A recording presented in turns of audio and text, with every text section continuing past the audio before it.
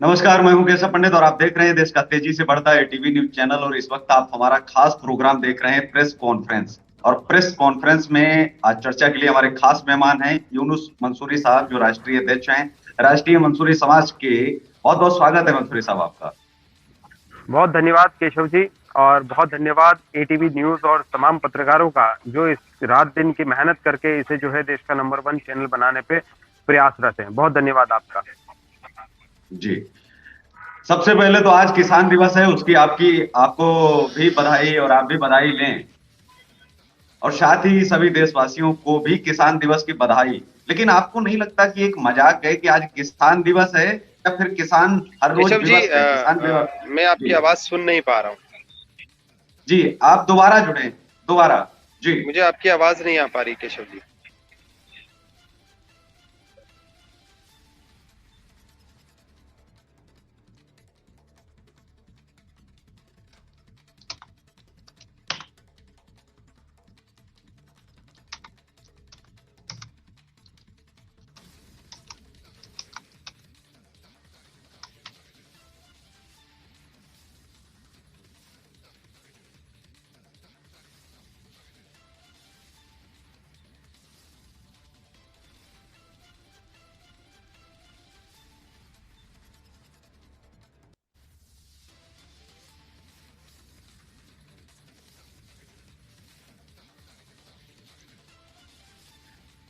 जो हम बात देश में किसानों की करते हैं कि किसान के हालात क्या हैं, ये हम सब देख पा रहे हैं।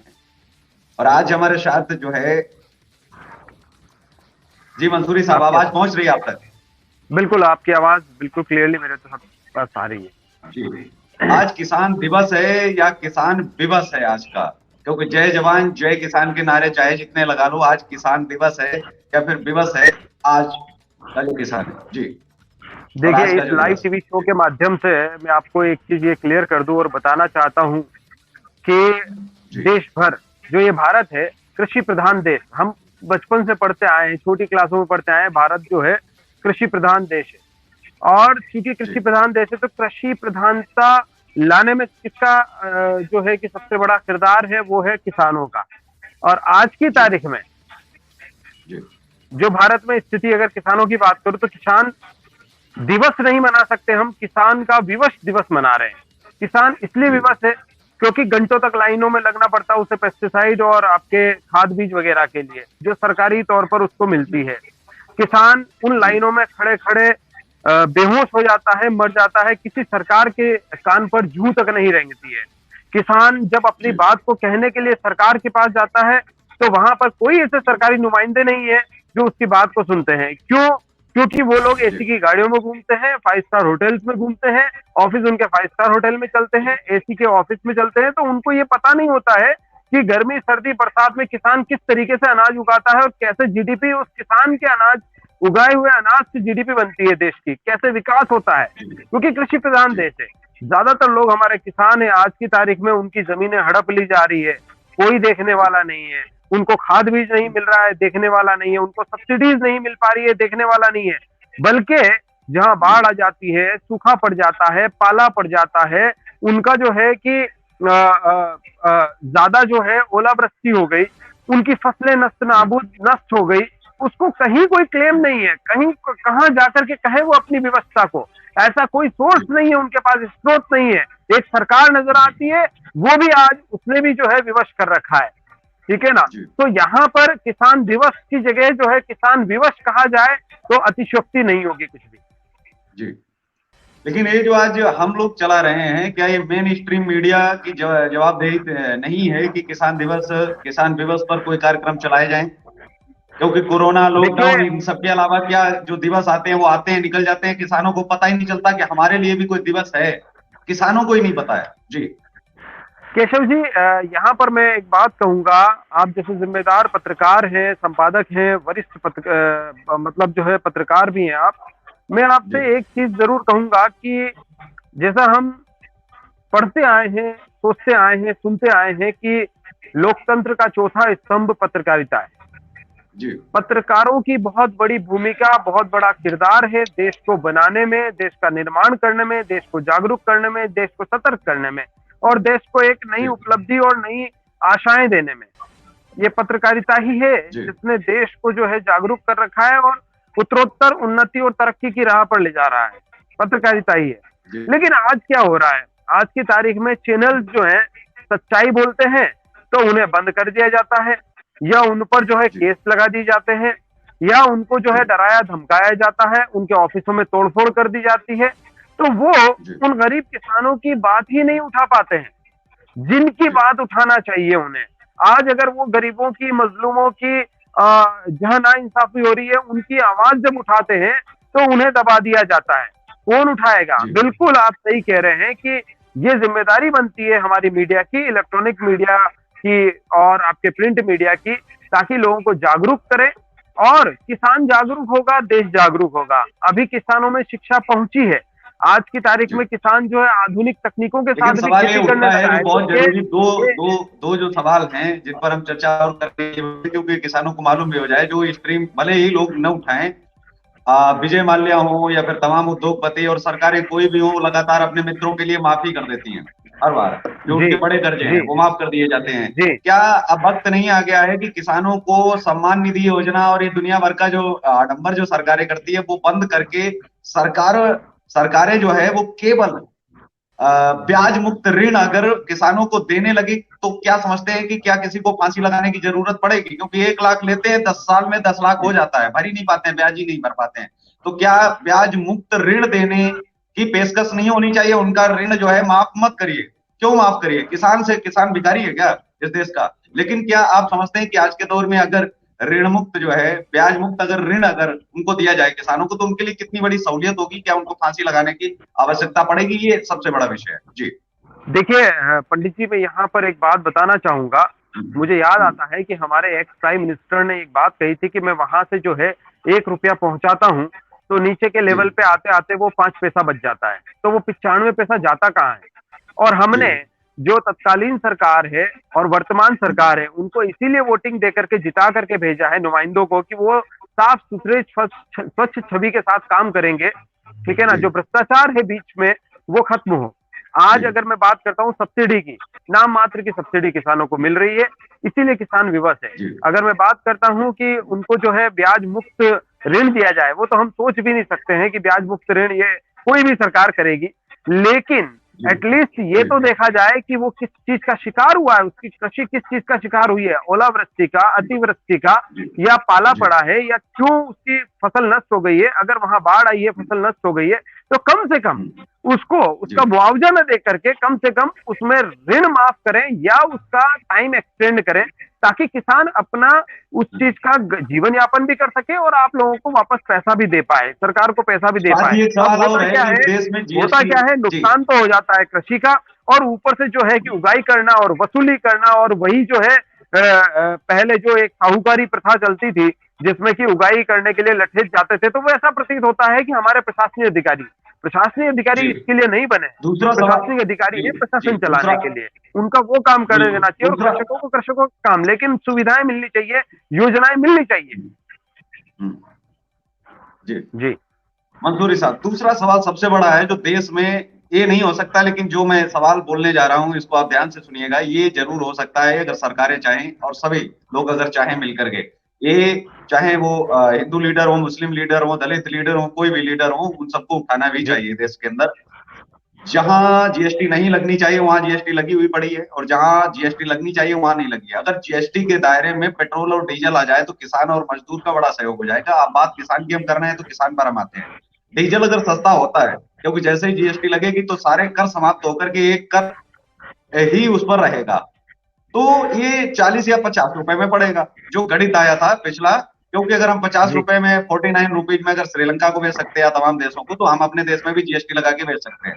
तो जीएसटी अगर लागू हो जाए तो जिस किसान को साल में 5 पानी लगाने के लिए 5,000 देना पड़ता है, उसका पानी 2,500 में लगने लगेगा। तो सीधी सी बात है कि वो 10 पानी लगाएगा उतने में, तो फसल दोगुनी पैदावार होगी।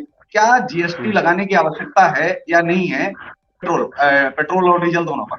जी देखिए, पेट्रोल और डीजल जहां तक बात है, इसीलिए हम लोग जो है नए नए आविष्कार कर रहे हैं, आवश्यकता आविष्कार की जननी है, इसीलिए लोग जो है इलेक्ट्रिक बाइक और इलेक्ट्रिक कार पे आ गए हैं। धीरे धीरे इलेक्ट्रिक हाईवे तक बन रहे हैं, और लेकिन वो उससे बड़ा ट्रक भी इलेक्ट्रिक वो चलेंगे। एक फ्यूचर प्लान है, वो फ्यूचर की तरफ हम जा रहे हैं। आज बिल्कुल फ्यूचर की कितने तरफ भी हम जा लाख रहे हैं, दावे लेकिन कर लें, लेकिन जो गाँव के लिए है वो आज भी उनकी मशीनें हैं। अगर मैं और बात करूं, आज की तारीख में अगर मैं बात करूं कि मशीनी अगर आधुनिकीकरण के साथ अगर जो है कृषि होती है, तो बेशक उनके उपकरणों में सरकार को टैक्स फ्री करना चाहिए। उनके उपकरण जो खाद बीज है और पेस्टिसाइड्स हैं, उन पर जो टैक्सेस हैं उसको कम करने चाहिए या खत्म करने चाहिए। अगर वो चीज खत्म जी होगी, क्योंकि बेसिक चीजें वहीं से आती है। अगर कृषि में जो अगर मान लीजिए कर कम हो जाएंगे, टैक्स कम हो जाएंगे, तो ओवरऑल चारों चारों तरफ जो है समृद्धि आएगी।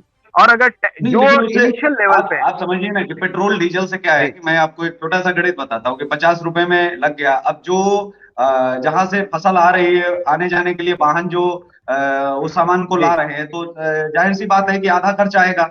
आधे खर्च में, जी जितने खर्च में एक तरफ दौड़ कर रहे हैं, उतने में वो दोनों तरफ की दौड़ कर लेंगे। एक तो फसल जो है आम लोगों के लिए, जो जो मीडियम वर्ग है हमारा, वो भी जो है कम पैसे में उस चीज को अफोर्ड कर सकता है, ले सकता है।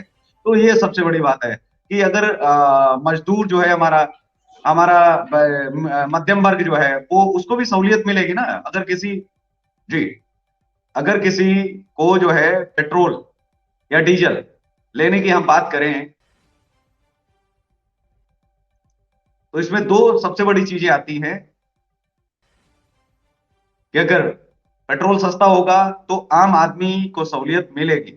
जो महीने का पेट्रोल 2,000 रुपए लग रहा है, 2,500 रुपए लग रहा है, तो जाहिर सी बात है कि आधा खर्च में ही वो पूरे महीने का अपना जो है वो गुजारा कर सकते हैं। जी देखिए केशव जी, मैं आपको बताऊं, बिल्कुल सही बात आपने कही कि अगर जो है कि पेट्रोल और डीजल पे अगर कर कम कर दिया जाए तो सही रहेगा।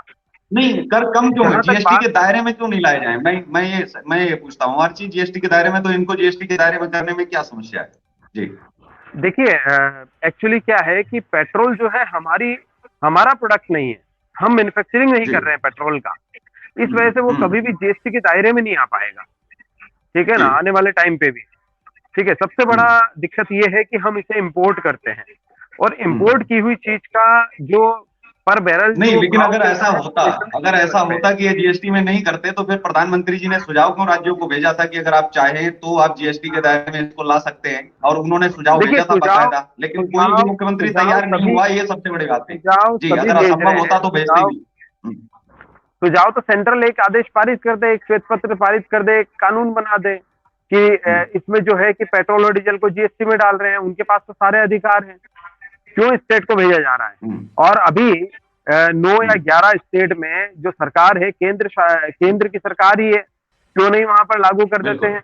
क्या दिक्कत है? हम्म, तो देखिए क्या होता है, कुछ टाइम पर सरकार भी इस तरीके से बिहेवियर करती है, लोगों के साथ इस तरीके का व्यवहार होता है। जी, जैसे हम वो कहावत सुनते हैं ना, हाथी के दांत खाने के अलग दिखाने के अलग, ठीक हाँ, है ना। लेकिन तो लेकिन वहां बात पर क्या आपकी है, सही है। मैं इससे एक हाँ, एक चीज से सहमत हूँ, क्योंकि राज्यों के जो आय के स्रोत होते हैं वो बहुत कम होते हैं, तो उनमें से एक ये पेट्रोल डीजल भी आता है। राज्य तो कभी सहमत नहीं होंगे कि आप जो है इसको देखिए जीएसटी के दायरे में, राज्य, क्योंकि जीएसटी में लगने से वो एक केशव ही कर जी, लगेगा जो केशव दिया जी, जाएगा, उसी से एक संतुष्ट होना एक पड़ेगा। एक 20-22-25 हजार कमाने वाला आरटीओ का बाबू, वो जो है 100 जी करोड़ का मालिक निकलता है, तो राज्य सरकार के पास कितना जी, पैसा आता होगा?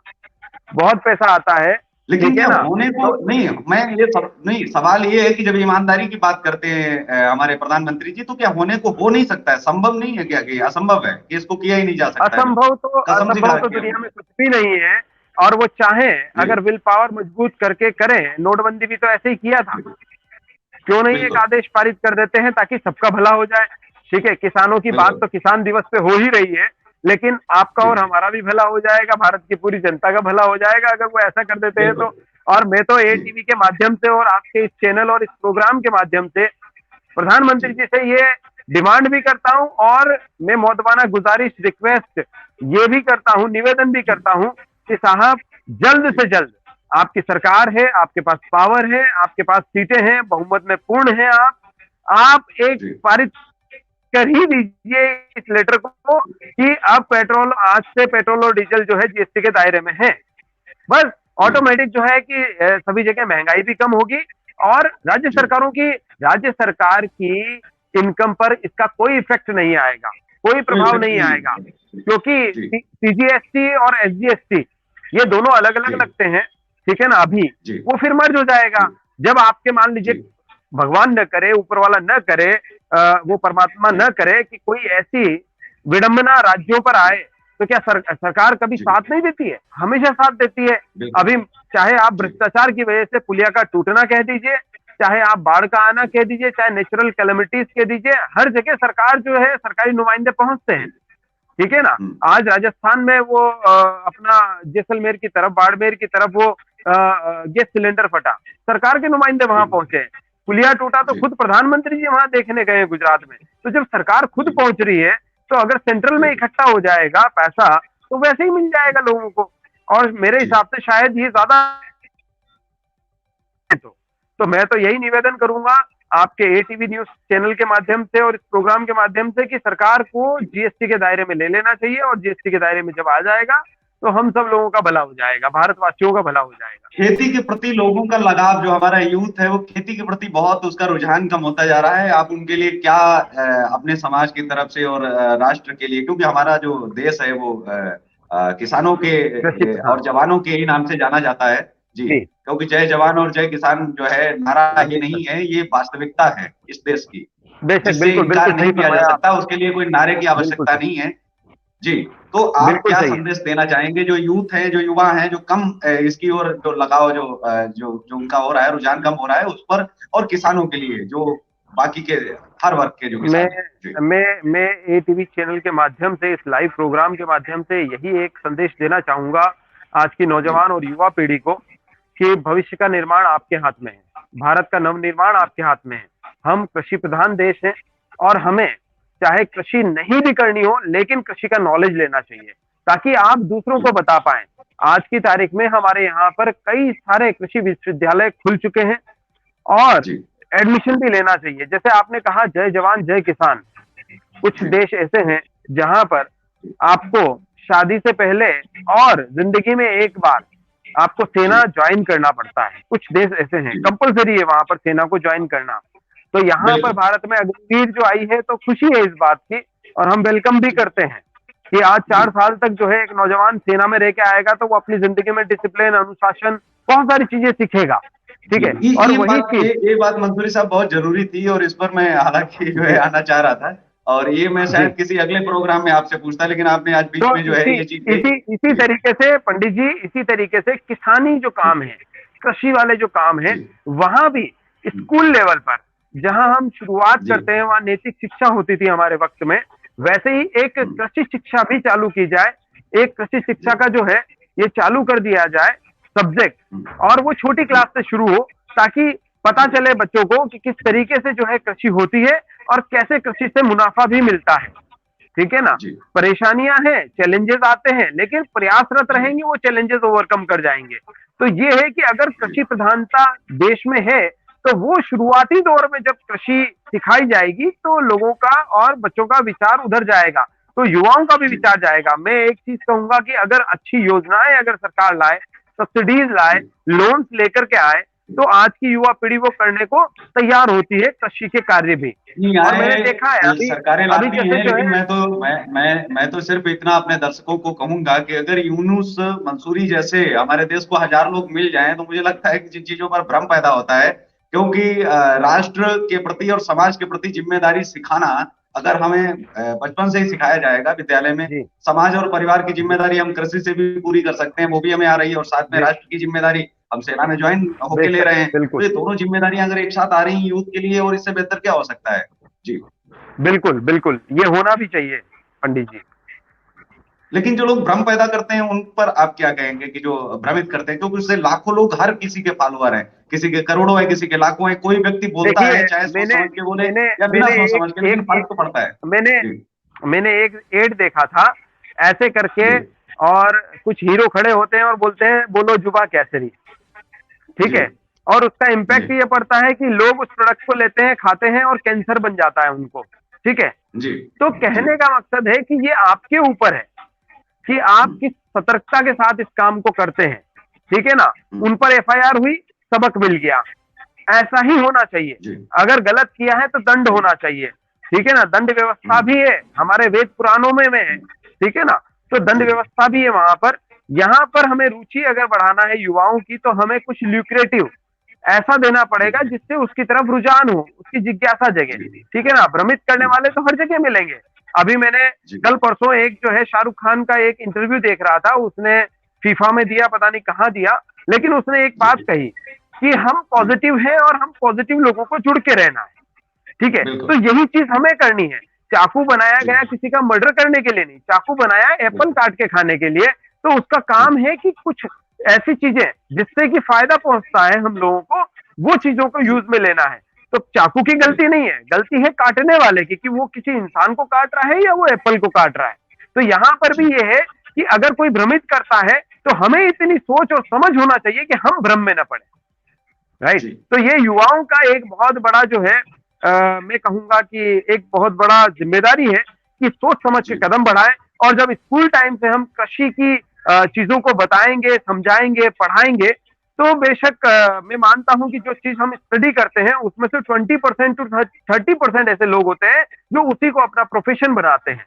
तो यहाँ जी भी जो है हमें ऐसा ही करना होगा कि छोटी स्कूल, छोटी क्लासेस से हम कृषि सब्जेक्ट को उसमें जोड़ें, ताकि पता चले। देखिए, स्कूल में पर्यावरण दिवस मनाते हैं, प्लांटेशन डे मनाते हैं, पौधों के बारे में सिखाते हैं, छोटा छोटा सिखाते हैं, लेकिन कृषि स्पेसिफिक नहीं सिखाते हैं।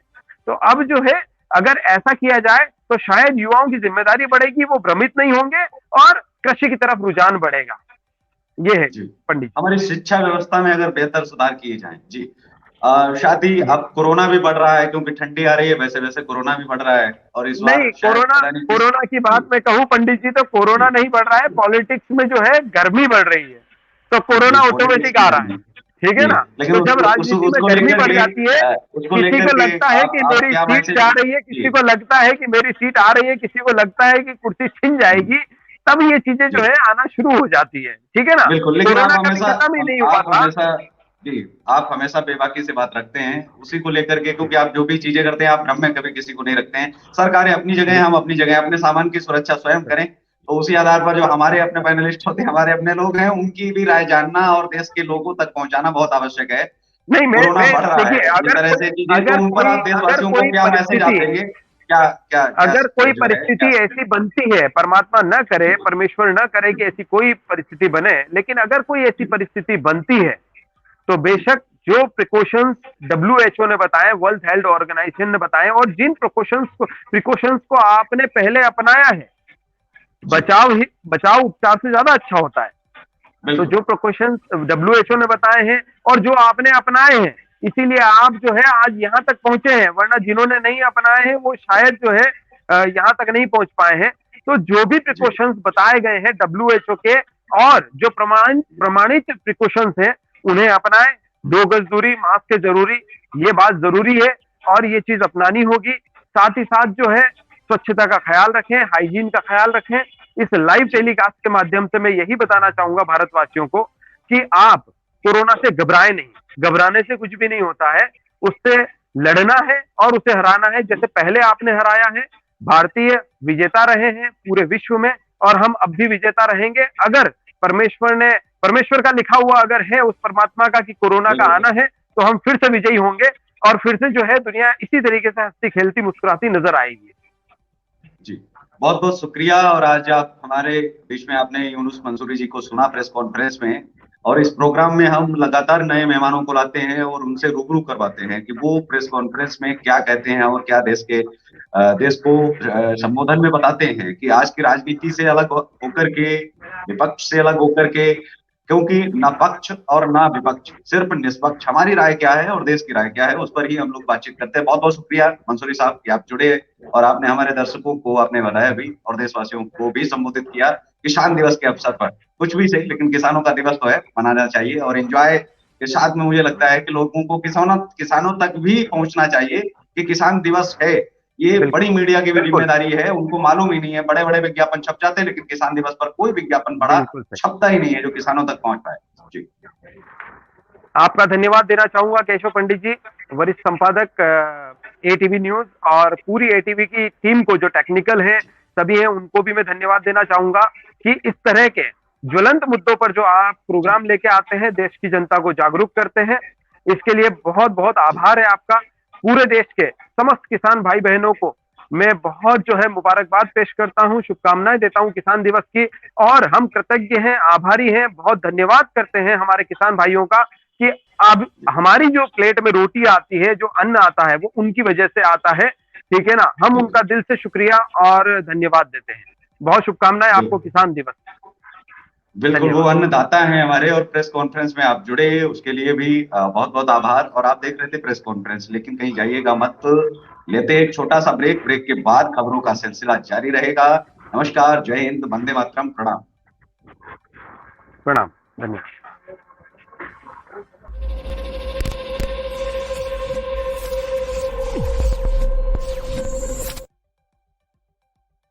सलोनी, इतने दाग धुल जाएंगे। और कीटाणु का क्या? मासी ऐसा गुस्सा करेंगी मम्मा। आज दाग के साथ कीटाणु हटाना भी जरूरी है। नया फेना जर्म क्लीन, जो सिर्फ दाग नहीं हटाए 99% तक कीटाणु भी। ये लैब से प्रमाणित है, इसलिए फेना ही ले।